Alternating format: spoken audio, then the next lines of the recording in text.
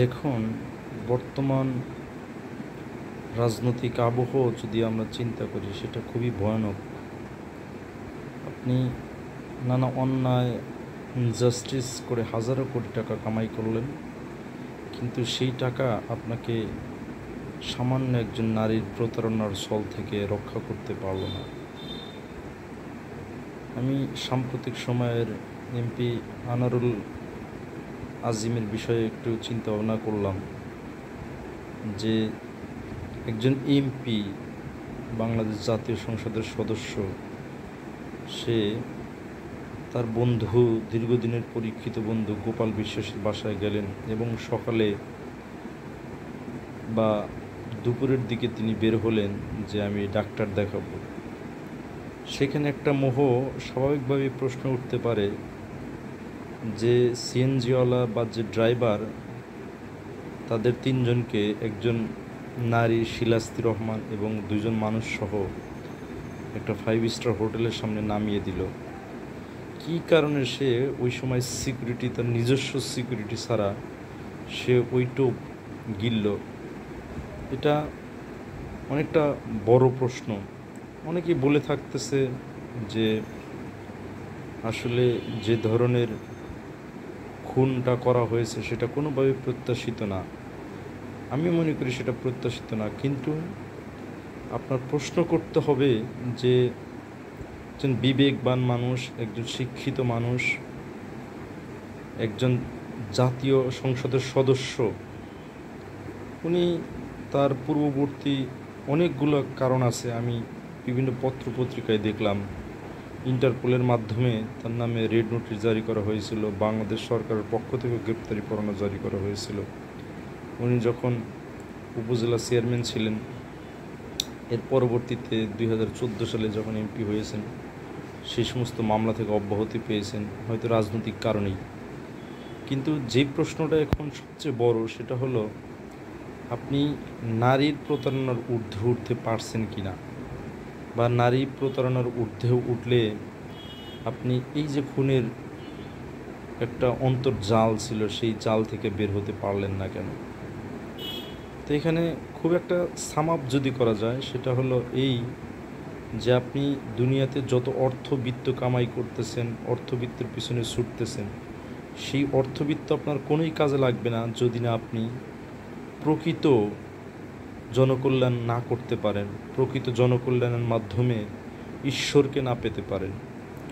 সুতরাং আমাদের যারা রাজনীতিবিদ আছে, উপজেলা চেয়ারম্যান 100 কোটি টাকার মালিক, এমপি 1000 কোটি টাকার মালিক, তাদের যে এই 1000 কোটি টাকার সম্পত্তি আমাদের দেশের মধ্যে, অর্থনীতির মধ্যে যে বিরাট বড় বৈষম্য সৃষ্টি করছে, সেই বৈষম্য সৃষ্টির পিছনে তারা যে ভূমিকা রাখতেছে, সেই ভূমিকাগুলো তারা কখনোই রিয়েলাইজ করতে পারে না। আমি আমার অনেকগুলো ভিডিওতে দেখিয়েছি যে আমাদের দেশের সম্পদ প্রায় 5% মানুষের হাতে যেই পরিমাণ সম্পদ আছে, সেই পরিমাণ সম্পদ 97-98% মানুষের হাতেও, 95% মানুষের হাতেও নেই। সেটা খুবই অ্যালার্মিং। এবং সাম্প্রতিক আরেকটা জরিপ হয়েছে যে বাংলাদেশ দ্রুততম, বিশ্বের ভিতরে দ্রুততম কোটিপতি হওয়ার একটা দেশ। অর্থাৎ বিশ্বে এমন কোনো দেশ নেই যে এই দেশের মতো এত দ্রুত কোটিপতি হতে পারে মানুষ। অর্থাৎ আমাদের পাওয়ার এক্সারসাইজ যে কী পরিমাণ ঊর্ধ্বগামী হয়েছে সেটা কোনোভাবেই বলে শেষ করা যাবে না। সুতরাং ইনএক্সপ্লিকেবল, সেটা অবর্ণনীয়। কোনোভাবেই কোনো কথা দিয়েই আপনি, in no word you can explain that. So আমাদের উচিত যে আমরা টাকা, মানুষের বেঁচে থাকার জন্য, রুটি রুজির জন্য যে পরিমাণ দরকার সেই পরিমাণ টাকার পিছনে আমরা ছুটি বা সেই পরিমাণ টাকা অর্জন করার চেষ্টা করি, পাশাপাশি আমরা জনকল্যাণের পথে হাঁটি। এবং সর্বোপরি সবচেয়ে বড় মেসেজ যেটা হলো, আপনি নারী প্রতারণার হাত থেকে মুক্তি পাওয়ার চেষ্টা করুন। সে আপনি রাজনীতিবিদ হন, আপনি শিক্ষক হন, বা আপনি যাই করুন, নারী প্রতারণার হাত থেকে যদি আপনি মুক্তি লাভ না করতে পারেন, তাহলে আপনি বিভিন্ন জঞ্জালের মধ্যে চলে যাবেন এবং আপনার মৃত্যু পরবর্তী বিভিন্ন গুঞ্জন শোনা যাবে, মৃত্যুর পূর্ববর্তী সময়েও অনেক গুঞ্জন শোনা যাবে। তা আমি মনে করি যে চলে যাওয়ার সে চলে গিয়েছে, তাকে নিয়ে তদন্ত হবে, তাকে নিয়ে বিভিন্ন রহস্য উন্মোচিত হবে। কিন্তু আমাদের বিবেককে নাড়া দেয় এই সমস্ত মেসেজগুলো, যে একজন এমপি সামান্য একজন মেয়ের কাছে ট্র্যাপে পড়ে বা সামান্য টাকা পয়সার জন্য জনকল্যাণকে ঊর্ধ্বে রেখে জনকল্যাণকে বাতিল করে সে কিভাবে এভাবে জিম্মি দশায় পড়তে পারে, সেটা কতটুকুন বিচক্ষণতার পরিচায়ক, কতটুকুন বুদ্ধিমানের পরিচায়ক একজন সংসদ সদস্য হিসেবে, সেই প্রশ্নটা আমি রাখতে চাই। তো আমাদের সমাজে যারা এলিট শ্রেণীর আছে তাদেরকে আমি বলবো, আপনারা টাকা কামায়ের মেশিনারিকে চুজ করা বাদ দেন, আমরা জনকল্যাণ করার চেষ্টা করি, সকলকেই জনকল্যাণ করার কথা বলবো।